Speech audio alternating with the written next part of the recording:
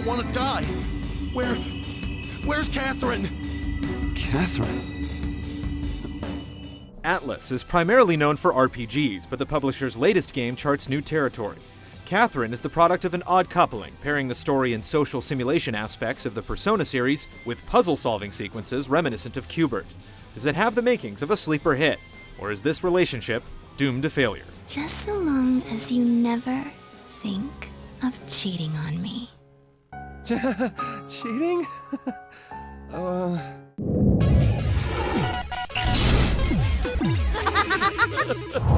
I think I'm pregnant.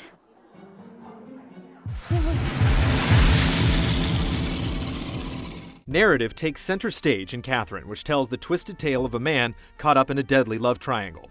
Faced with looming life decisions like marriage and parenthood, protagonist Vincent wants nothing more than to escape the growing pains of his relationship. That's when the woman of his dreams falls into his lap, and before he knows it, he's caught up in a violent whirlwind of events. The writing hooks you in, and what would otherwise be a simple plot is turned on its head with the addition of the supernatural and demonic elements that are a staple of Atlas games.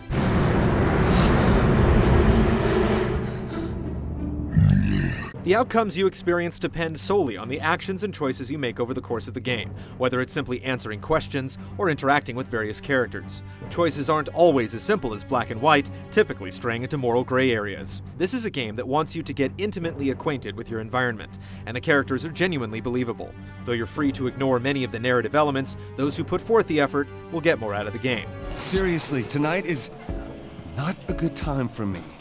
I had really bad diarrhea.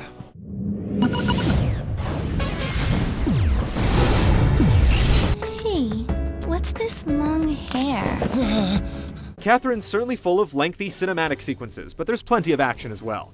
You'll spend your time at your favorite local hangout where you can move around and interact with characters and objects like your cell phone.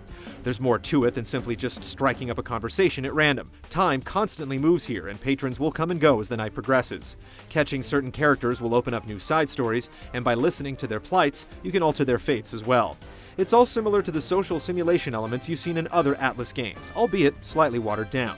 You'll also spend a good deal of time in Vincent's nightmares, where you'll have to scale increasingly complex towers of blocks to reach their pinnacles within a time limit.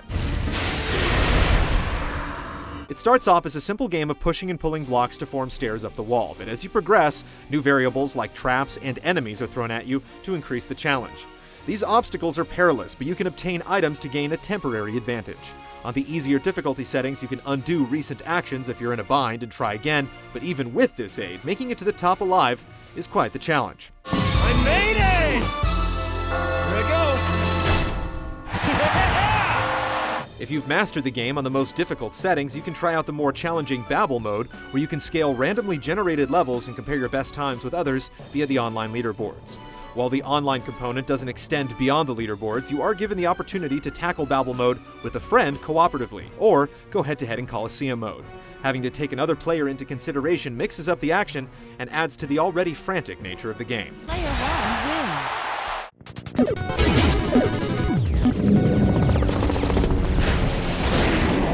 wins. Don't you get it? You're cursed too. It's revenge for betrayal. Revenge? Since you'll spend the bulk of your time in Catherine advancing dialogue and picking your way through moral dilemmas, the bulk of the action is in the puzzle sequences.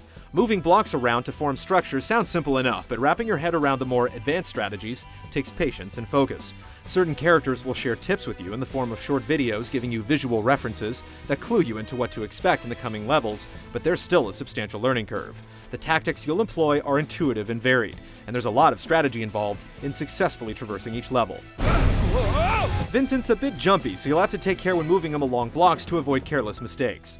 It's a bit of a pain to control him when he's hanging from a ledge, especially when he's on the flip side of the level.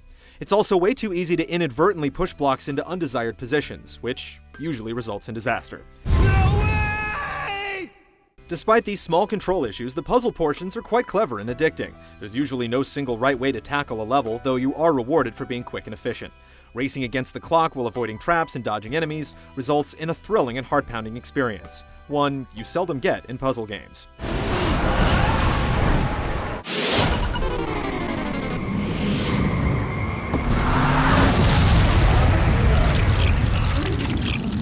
Catherine's flamboyant visuals make you feel like you're watching an anime at times. The game doesn't hold to its highest standards consistently throughout the experience though, often relying on its over-the-top art direction to get by.